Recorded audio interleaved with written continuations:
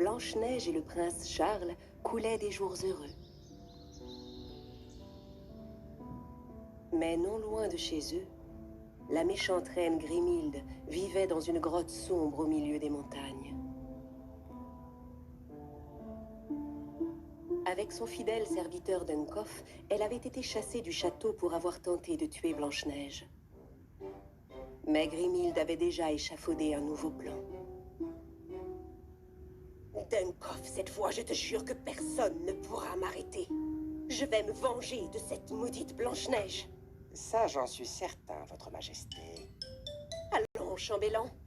Dis-moi, à ton avis, qui est la plus belle du pays?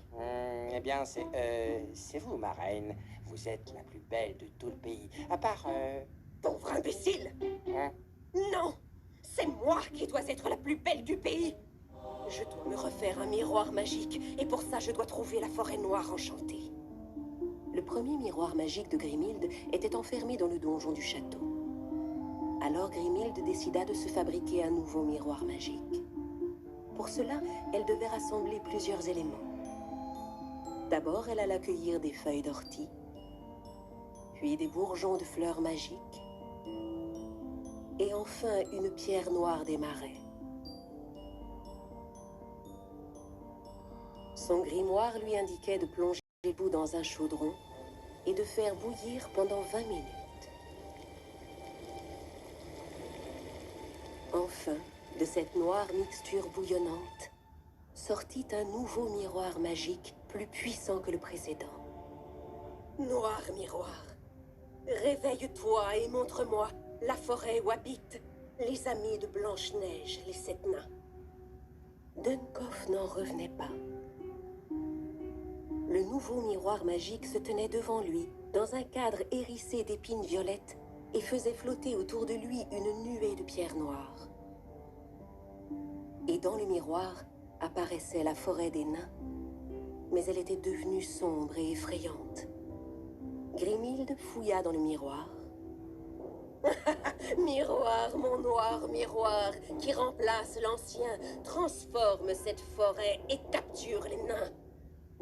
Pendant ce temps, les 7 nains qui avaient fini leur journée de travail sortirent un à un de leur mine. D'abord prof, puis timide, grincheux, simplet, curieux, joyeux et dormeur. Fou, quelle longue journée de travail. Oh, allons nous reposer. J'ai bien besoin de faire un petit somme. Ça suffit. Viens, on n'a pas le temps. Il faut qu'on rentre à la maison avant la nuit. Les nains se mirent en route pour rentrer chez eux en file indienne.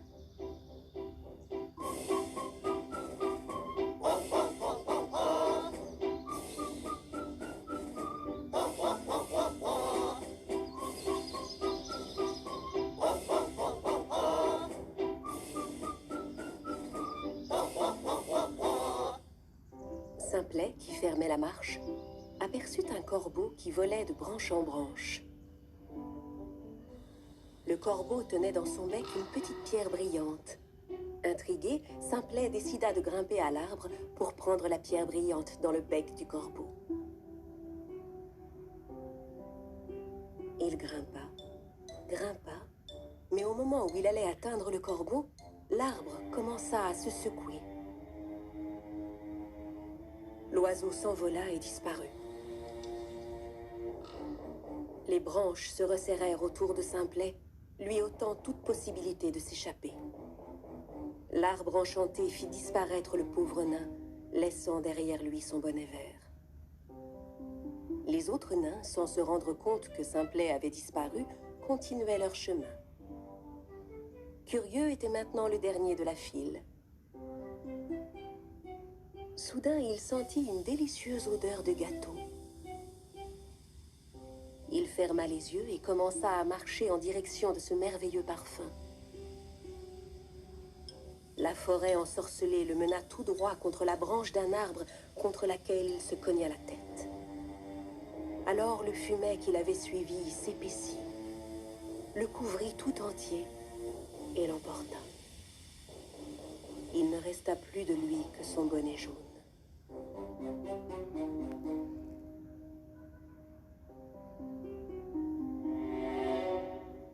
Les nains qui restaient arrivèrent enfin devant leur petite maison.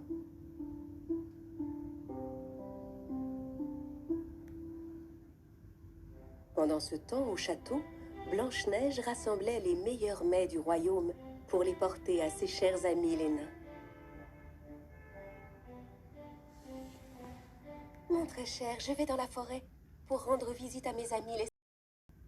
Sois prudente, cette vilaine Grimhilde peut être n'importe où. Je t'aime tant, ma chérie.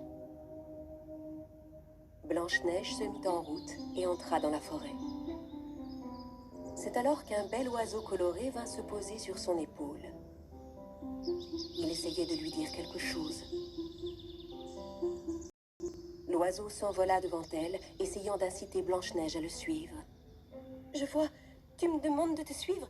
Très bien, je viens avec toi. » Tandis que Blanche-Neige suivait l'oiseau, elle trouva le bonnet vert qui pendait au bout d'une branche. « Mais c'est le bonnet de Simplet. Il lui est sûrement arrivé quelque chose. » La princesse continua à suivre l'oiseau. Elle trouva alors le bonnet jaune qui traînait par terre dans les herbes.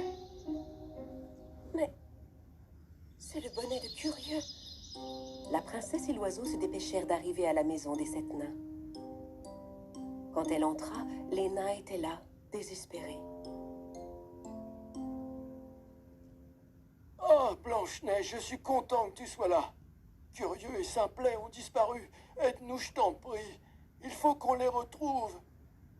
C'est sûrement un mauvais tour de Grimhilde. Partons à leur recherche. Timide et moi, on va rester ici à la maison, au cas où ils rentreraient. Blanche-Neige, Prof, Joyeux et Grincheux se mirent en route. Loin de là, devant la grotte de la reine au milieu des montagnes, Grimhilde et son serviteur Dunkoff avaient enfermé Curieux et Simplet dans une cage.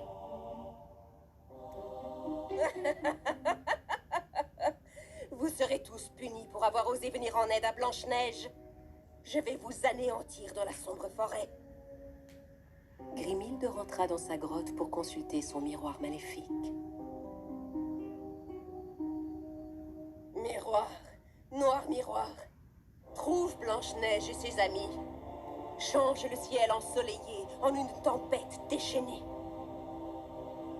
Blanche-Neige et les nains suivaient l'oiseau coloré sur le chemin. Quand soudain, un violent orage se leva. Mais ils continuèrent à avancer malgré tout, afin de retrouver leurs amis. Ils marchèrent toute la nuit jusqu'aux montagnes. L'oiseau coloré continuait de les guider pour sauver les pauvres nains.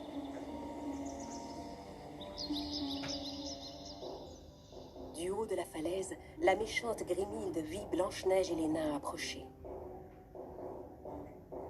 Elle savait que la tempête les avait épuisés. J'étais sûre qu'ils viendraient. Dunkoff, est-ce que tout est prêt? Oui, ma belle reine, tout est prêt.